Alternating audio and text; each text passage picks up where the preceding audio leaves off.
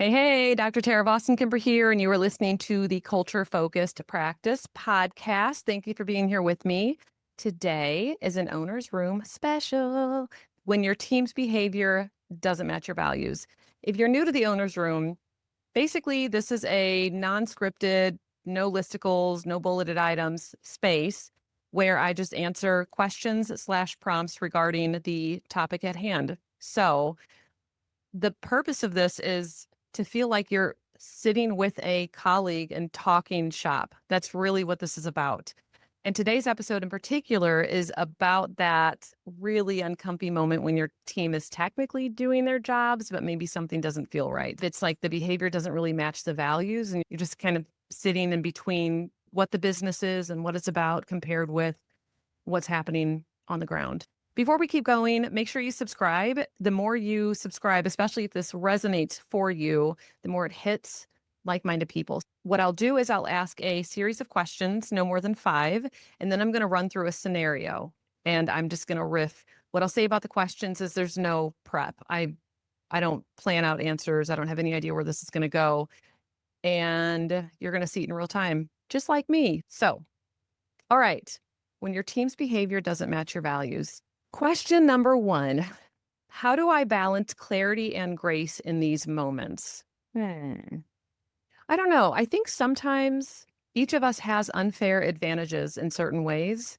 One of the ways in which I think I have an unfair advantage is that it takes a lot for me to be angry and to feel certain that somebody is doing something intentionally, which also, of course, work against me. But when something's going wrong and I'm seeing a mismatch between, behavior and values, I don't assume that this is on purpose. And I don't assume that the person who it's about doesn't want to fix it.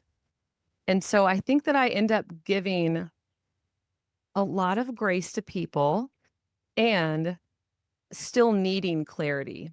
And so grace for me is not like, um, it's not like letting things slide necessarily. It's like assuming good intentions, maybe assuming honest mistakes, something like that. But it still needs to be followed up with seeking clarity. That's almost always where my brain goes is, well, hang on. What happened though? Like what actually happened? Not just what I see behavior wise, but also for the other person, what was going on with them that this thing took place.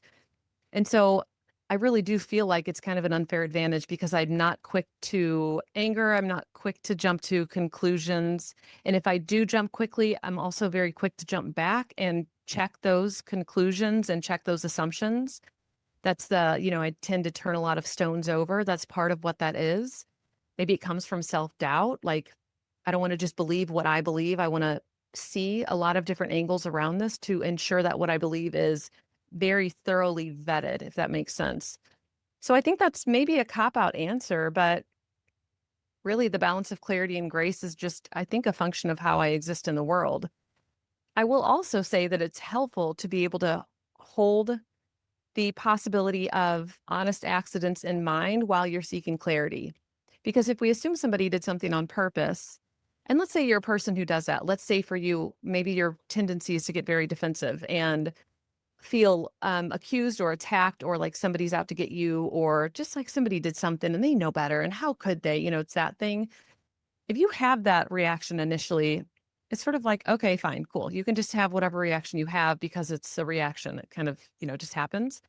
But my thought is, but you don't have to do anything from that reaction. And so if you know you're a person who has that reaction, if I was in that position, I would probably work hard at not doing anything at that point, just waiting until like physiologically I could come down or until I could also hold the possibility that it was a mistake and an accident and somebody didn't know, period. And then I would act from there. So I don't even think that if you are a defensive type person that you need to not be defensive. I'm not sure that's possible, honestly. Not like to the extent that somebody who's non-defensive is non-defensive. But I do think you could hold off on responding from that place. And to go further with like defensive people have their own issues that come up in terms of leadership. An issue that comes up for me is I'm going to move too slow. I'm going to honestly give too much grace, and I'm going to seek clarity when I should probably just shift into disciplinary mode. I seem like I'm too nice. I'm too gracious. I don't mean it like that. I sincerely mean this is problematic. Like, it gets in my way because I should move forward with discipline sooner than what I am prone to do. And also why I have people around me, because they're going to be the ones who are likely to push this ball forward when it needs to be pushed versus me. I'm still going to like hold it and bounce it up and down and say, well, what are the rules again? And are you sure you understand? And well, how should we do this moving forward? Yeah. So it has its downsides. I'll say that. Okay. Question number 2. Do I even know what I want it to look like instead? I actually love this question. Again, we're talking about when your team's behavior doesn't match your values. One of the things that happened when we first created values, and by created, I mean we first formalize them. They, of course, exist. Your values exist. They're being played out right now. Whether or not you have them written down or whether or not you have them clarified and like operationalized is a different story. But when we first came up with our values, we detailed what they were. We came up with little definitions of them, share that with the team. They've evolved, of course, over the years.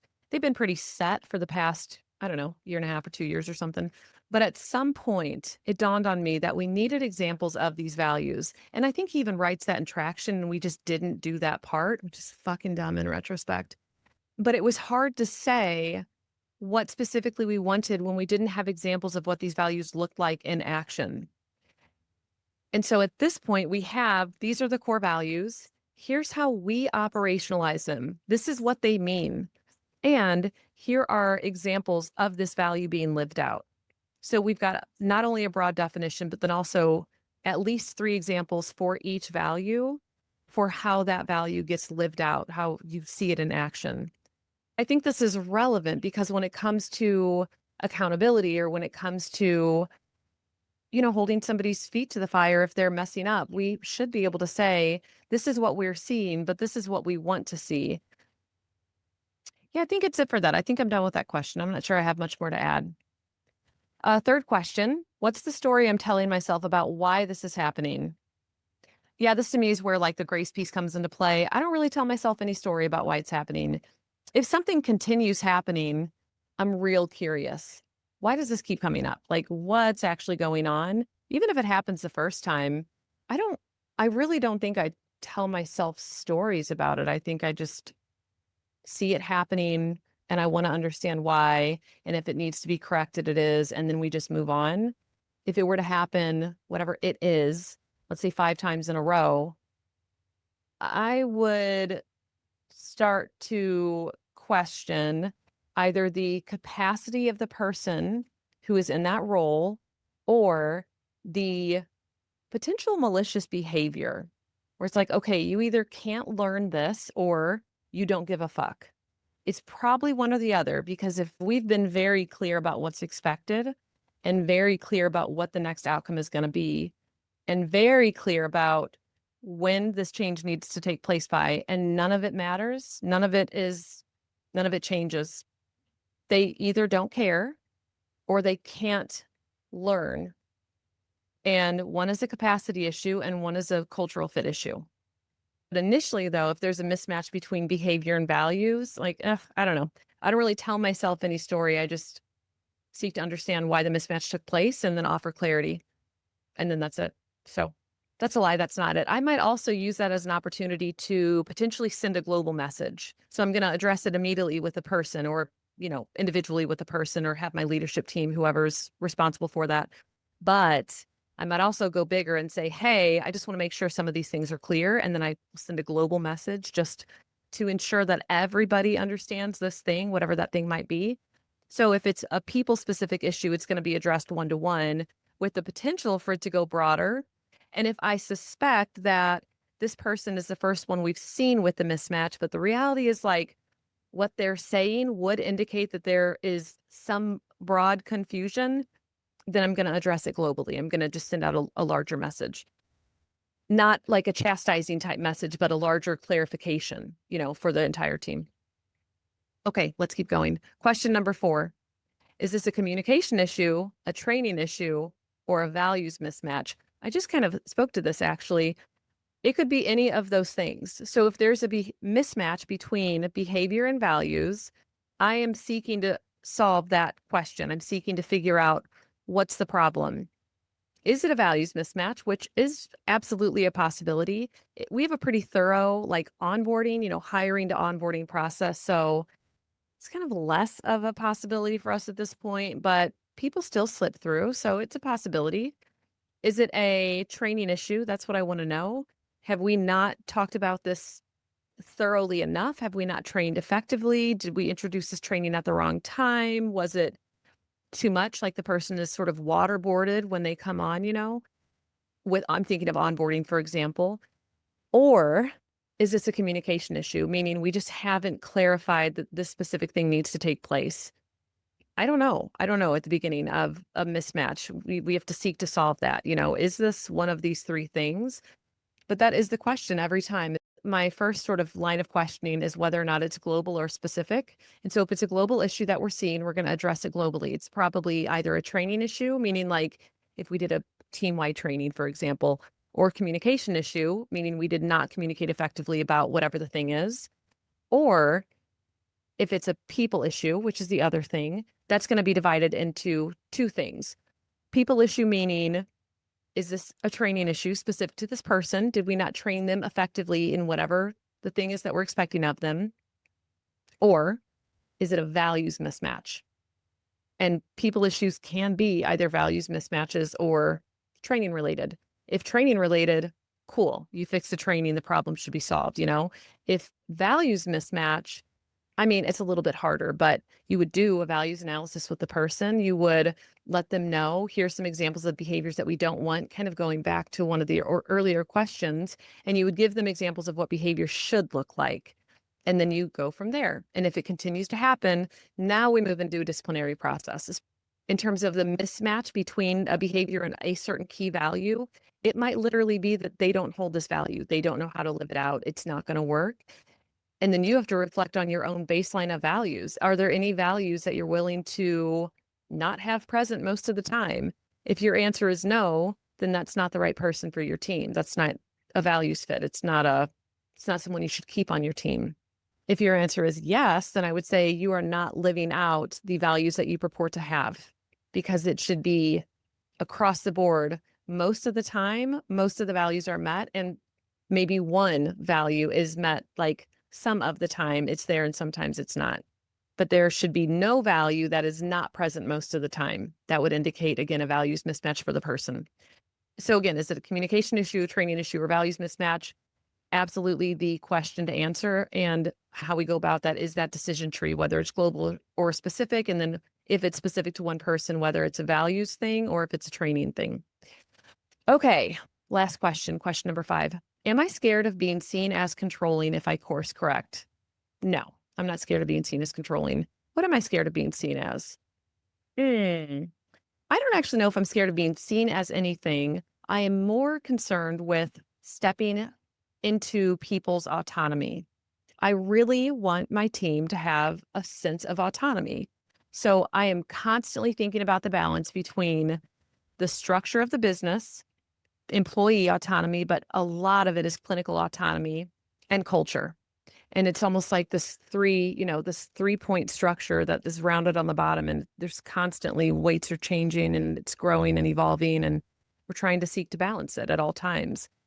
That's what I'm worried of, that there's going to be too much structure at the cost of culture and clinician autonomy, or there's going to be too much autonomy at the cost of structure and then also culture, or there's going to be too much culture at the cost of structure and clinician autonomy. So for me, these three things are almost like the scales of justice, but the scales of group practice health, trying to figure out how do I keep these things intact. So I don't think that it's about being seen as controlling. It really, for me, feels like I'm not trying to take away your autonomy.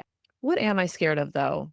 I think if I was scared of anything, it would be that people would see me as not taking them into consideration or not thinking about their perspective, that I'm seen as almost like let's say narrow-minded, but that's not actually the word or the language I would ever use. Like I forget them, like they're not important enough to me or something. I think that I'm scared of not being seen accurately. That's actually what it is. I'm scared that people aren't going to see what I say and what I'm doing and how we're creating things. They're not going to see it in a way that feels accurate for me. Like if they were to parrot it back, I might say like, "Oh God, that's not it at all." That is what I'm scared of. And even to say scared is funny because I don't even think that scared is the word. It's more like a gut level mismatch. Like, fuck me, they don't get it. Ugh. Like I immediately am filled with almost like dread and a little bit of despair. There's no way I can clarify and be seen accurately. That's what it is for me, which I could, geez, totally get into. And it's not even worth it here, but that's such like family of origin stuff. It's such like screaming into a void. Like I have a part that screams into the void. I literally imagine this part like yelling into a chasm and it just, there's no sound. Once it hits the void, it's just gone. It doesn't exist, you know? That's where it comes from. That's the thing that I'm afraid of, that I'm going to be saying something and no matter what I say, it's not going to be received in the way that I intend it to. Or potentially I'm going to be seen as having ulterior motives. But again, that feels more like even that I sort of feel like is reflective of the people than it is of me. So if somebody sees me as, let's say, being sneaky or something, bitch, that's about you. Like I'm not sneaky at all. It's sort of like everything's right there in front of you, you know? So I'll tell you why I make decisions and I'll clarify things and I will, you know, be as honest as possible. If a person responds and accuses me of something, that feels like I can say, oh no, that's way more reflective of you. But there's also that compared with this fine balance of no matter what I say, I'm misunderstood. And so that starts to get into me feeling like I'm screaming into the void, which is again sort of this core thing for me. So these things feel slightly different, even though they might seem the same on the outside, they live differently inside of me. So yeah, not controlling about I'm not afraid of being seen as controlling. I am neurotic in practice, especially sometimes. And so I just own that. I mean, it just is what it is, but I'm not controlling of people. Like I'm not interested in that. I can't sustain that. Okay, I think that's it for questions. I'm going to move on to the scenario. All right, here we go. I'm going to read the scenario and then I'm just going to talk through whatever comes to mind. Hopefully, it's helpful. Let's say you value transparency. This is a scenario. You value transparency. You've built that into your onboarding, it's in your hiring language, and you talk about it often. But lately, your team has stopped bringing up concerns. They nod along in meetings, they keep things surface level, and they avoid tension. On paper, they're showing up, but it feels like you're the only one being honest. You're stuck between frustration and self-doubt. Are you too intense? Are you too avoidant? Is there a cultural drift happening that no one's naming? What the fuck is going on and what do you do about it? This is a great scenario. So, what would I do about this? I don't mean to sound like a dick, but this wouldn't happen. Like there's no way that the entire team is going to shift into nodding in meetings, keeping things surface level, and avoiding tension. There's for sure going to be at least a handful of people who are going to be honest with me. The caveat is I'm going to seek them out. So if this were happening, let's just say this is happening at the group. What I'm going to do is schedule one-on-ones with key people. And I'm going to say, look, here's what I've been noticing globally at the practice. What I can't figure out is what the fuck is happening. I cannot fix it if I don't know what's going on. Please level with me. What are you noticing? How have you been feeling? Have you heard any grumblings? You don't need to name names, but have you heard any grumblings lately of people being upset about something? Is there something we've changed lately that you feel frustrated with and you don't know how to voice? Is there a person on leadership that is blocking you from being able to express freely? Is there something I'm doing? Is there something I'm not doing? Tell me what is going on. Let's just start to process through. And I would be sure to say, I am asking you because I know how candid and transparent you have been with me in the past X amount of time I've known you. I really need that here right now. And then I'm going to give them the floor. And I might, of course, follow up with questions. I'm going to maybe pick their brain a little bit more. I'm going to do that, like I said, with a few key people. And what I would hope would happen is that there would be something that each person is naming that's the exact same. And there might be a couple of same things that people are naming. From there, I'm going to take those few things, I'm going to go to leadership and I'm going to process and I'm going to say, we need to fix this. And then I'm going to go to the entire team and I'm going to say, hey, this is what I am getting the sense of. I've solicited feedback from a few folks. I've talked with leadership. I think these things are problems. Here's what I'm thinking about solving it. I really need your input. I do not want this to continue. I do not like the way you all seem to feel. I do not like the tension this has created. Please help me fix this. I don't want to seek to solve it in the wrong way, and nobody's on board with the outcome that we've come up with or the solution that we've come up with. This is why I'm seeking your input. And then I'm going to go from there. I think I've said before on this podcast, I'm pretty overly communicative. So even if something is in process and it's not done, I want my team to know it's in process. So I might say, this is what we're doing. This is what we want the outcome to be, but this is where we are in it. And also I want feedback. You know, if I do want feedback, some things are just in process and it's like leadership and ops are working out all the kinks, you know. But if I do want feedback, then of course I'm going to solicit it from any relevant party. And my point is, I'm going to share when we're in process, even if there is no outcome yet, because we're working on it. And it's important to me that they know, whoever they is, my entire team, if they're feeling this, I need them to know that it really matters to me that this is an issue. Whatever this is, again, maybe it's a few small things, or maybe it's a couple big things. If I know it's an issue and it's bothering this many people, that's not a team problem. That's a Tara problem. That's a leadership problem. That's us. That's something we need to seek to solve. So I'm going to let them know. We have recognized this. I've gotten some feedback already. I would love more. Here's what we're thinking. Fill me in. You know, anybody that wants to schedule one-to-one, please let me know directly. Or you might see a one-to-one pop up on your calendar. That's what this is about. I want to get feedback from you. And I might seek to schedule some one-to-ones with a few more people just to get more input. If I was in that scenario, I would reference our value of transparency, but I would be very, very careful not to weaponize it. I'm not going to throw this at people and say, we're supposed to value transparency and none of you are being transparent. That's fucked up. Don't do that. I would not do that. I might say, I'm really hoping that we all can strive to live this value out of transparency, of course, naming it. And I might even follow up by saying, I'm not coming at you with this. I know that these things have happened. I understand why we're in this place to the extent that I can. And I 100% need transparent feedback from you all in order to rectify it. And that's the way I might approach it, something like that. So boom, I think that's it. Maybe there's more, but I think that that's the like down and dirty, quick and dirty way I would respond to something like that. Here's what I will tell you. Two more things. Number one, I said it before, I'll say it again. Please subscribe to the podcast. Again, the more you do, the more you help people who also need this find it. That's really what that's about. Number two, hit me up. Go to my website, go to contact, let me know what you want me to talk about. I love episodes that are relevant for people. That's my favorite thing to do. So if you have a topic or a thing or something where you're like, damn, I really want to talk about this. I really want Tara to talk about this thing, or even a situation. Like if you have a specific scenario, send it to me and I'll do an owner's room with it, with that scenario. And you can find me by going to www.taravossenkemper.com. So there's a contact form on there. You can just find that and reach out to me.